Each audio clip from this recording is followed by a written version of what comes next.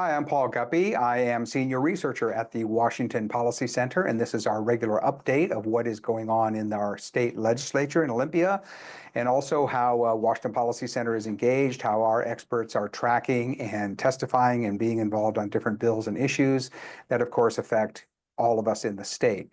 What the state government does impacts us every day. And it's important to keep an eye on what our lawmakers are up to, and also our new governor who's coming into office. But before we get to that, I want to remind everyone to please like this video and subscribe to our YouTube channel. Like and share our information. It just really helps us build our direct audience.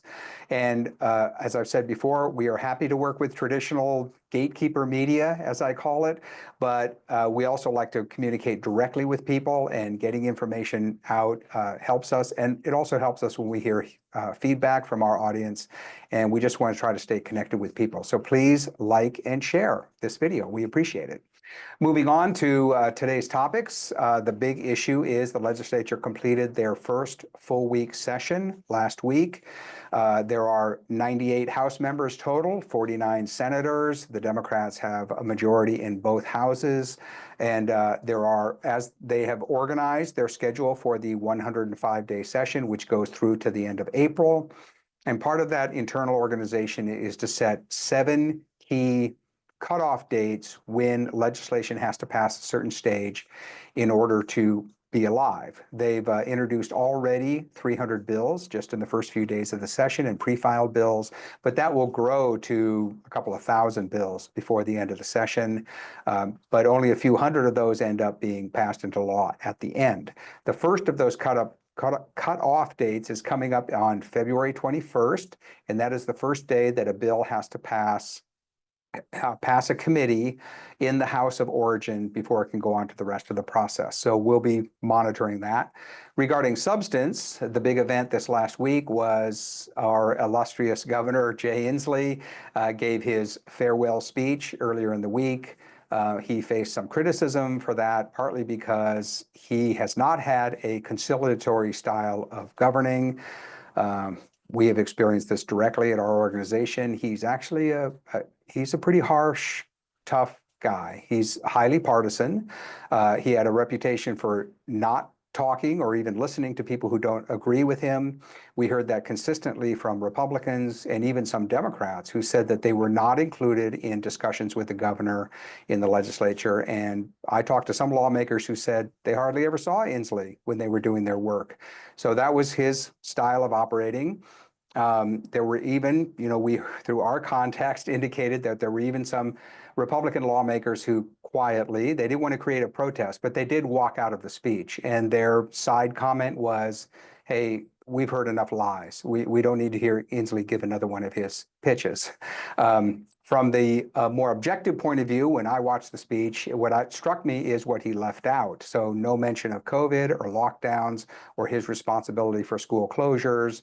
He talked about how we went through those tough times. Yes, that's great. But what he downplayed was his own responsibility in the impact that that had on people all across the state, and particularly the objective scientific fact that those lockdowns lasted much longer in our state than they needed to. We now know that there were not medical public health reasons for that, but boy, did it disrupt people's lives. Not only businesses that were lost, jobs that were lost that never came back, but the two groups of people I think who were most impacted and harmed by Insley's policies were the elderly and very young people. And in both cases, they were really impacted by that. I can't tell you how many stories I've seen and witnessed myself of young people whose education was disrupted, kids who dropped out of college and never went back, and that is really going to have huge long-term effects. And at the K-12 level, learning loss that studies show that students may never make up. So Insley really has a lot to be responsible for. I personally think that that's due to what I mentioned earlier about his style of governing. If he were more collaborative and open and willing to listen to critics and even negotiate somewhat with the other side, I think we could have moderated some of those policies and gotten good input from all sides in how to govern the state on the economy, taxes, energy taxes, and education, and also those COVID lockdowns that I mentioned. Insley, however, he has his own way of operating, and that tends to be kind of go it alone. steamroll over the opposition, and he wrapped that up in his last speech. The last comment I heard was from the Republican leader, Drew Stokesbury, said, I'd love to live in this wonderful Washington that Insley was describing, but that appears to be a fantasy land. It's like we don't seem to be living in the same state based on how he described it. However, Insley is leaving office after 12 years as governor, and we have a new governor coming in. So Gov Ferguson gave his first speech to the legislature, sworn in as governor. He's the state's 24th governor, and Ferguson brings a lot of public experience with him. He's been the attorney general for 12 years. He seems to have more of an outreach style, a more willingness to listen to people. He also recognizes, with open eyes, the real problems that our state faces. So a couple of specifics that he mentioned were trimming housing regulations to increase the supply of housing. Our studies show that government regulations and taxes add about 25% to the cost of a home. It would be great if Governor Insley and the Democrats could cut back on that, make housing more affordable. The other area he talked about was public safety, hiring more police, supporting local governments, and maintaining public safety.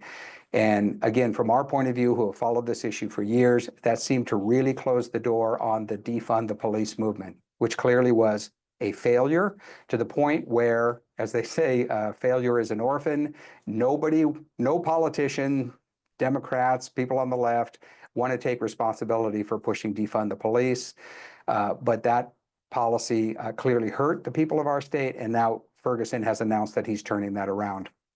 The other thing he wants to do is not a sexy topic, but close to our hearts, is cut the times that agencies take to approve permitting for all kinds of activities, but I think particularly for housing.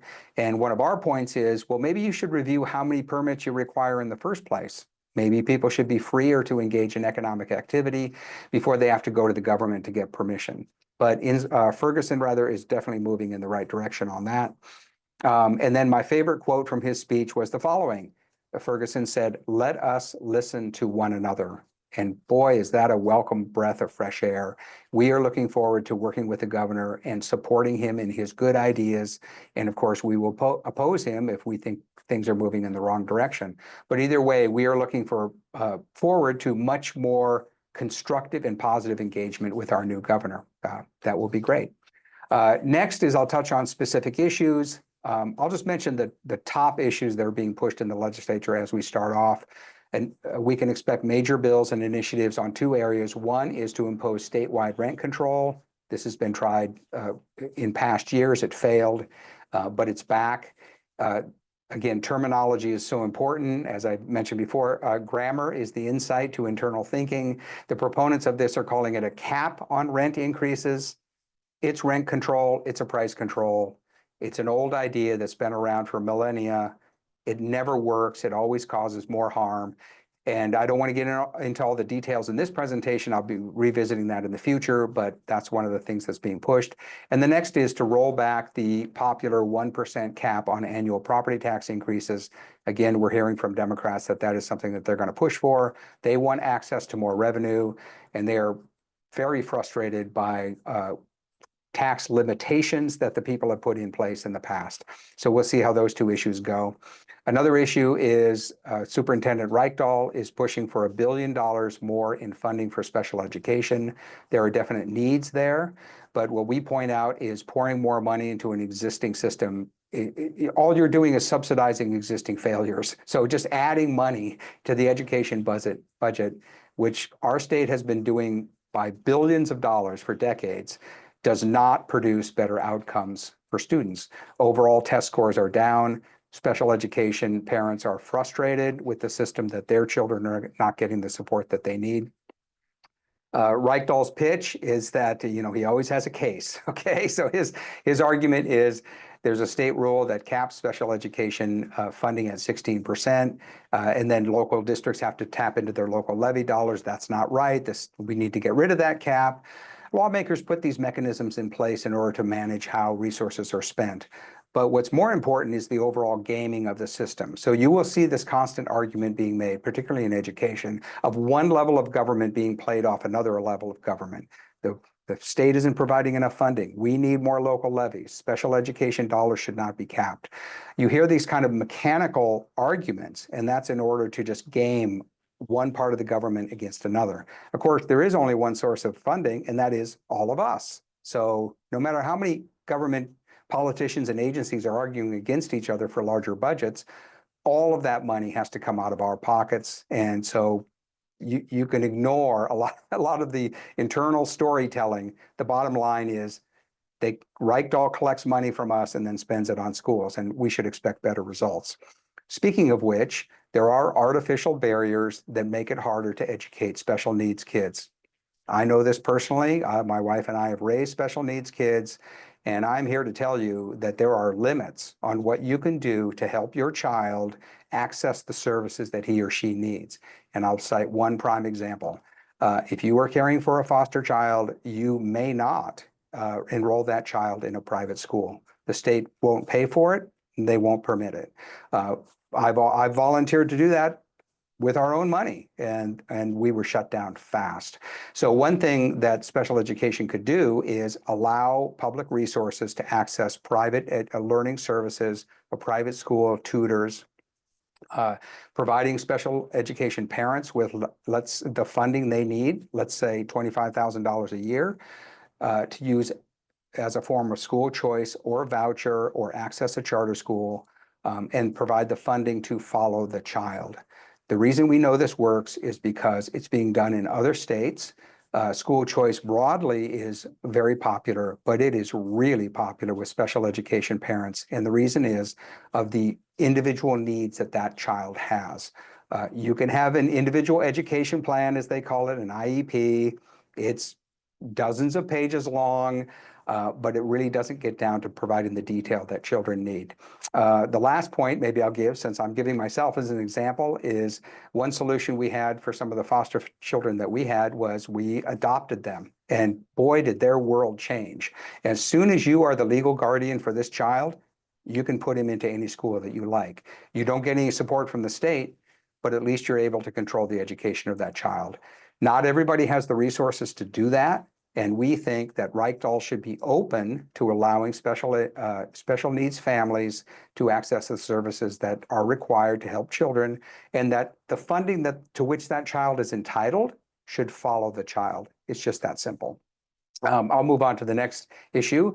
This is a topic I call shave and a haircut, and that is occupational licensing for cosmetologists, which takes hundreds of hours before you can get approval to do that kind of work. Tide Myers on our staff testified on a bill, let's see here, HB 1023, in which he pointed out the obvious. He notes that a person can get a flying license to fly solo after 20 hours of training, but it takes hundreds of hours to be hired as a cosmetologist. That's not right. This bill would allow Washington State to accept cosmetology licenses from other states so that when people move here, military spouses or immigrants coming into our state can get that kind of work. Our point is, why not extend that to everyone? Why there are these high barriers to entry? And again, why do you even require such a complicated license for a kind of work that's not that, it's a skill, but it's not that complicated. One example is a food handler's license is very easy to get. It's based on a test regarding competency and safety. Having a competency and public health test for cosmetologists would allow many more people to do this kind of work. Next is an old favorite that's coming back, of course, is a bill to allow prisoners to vote. So that is HB 1146. It's been introduced yet again.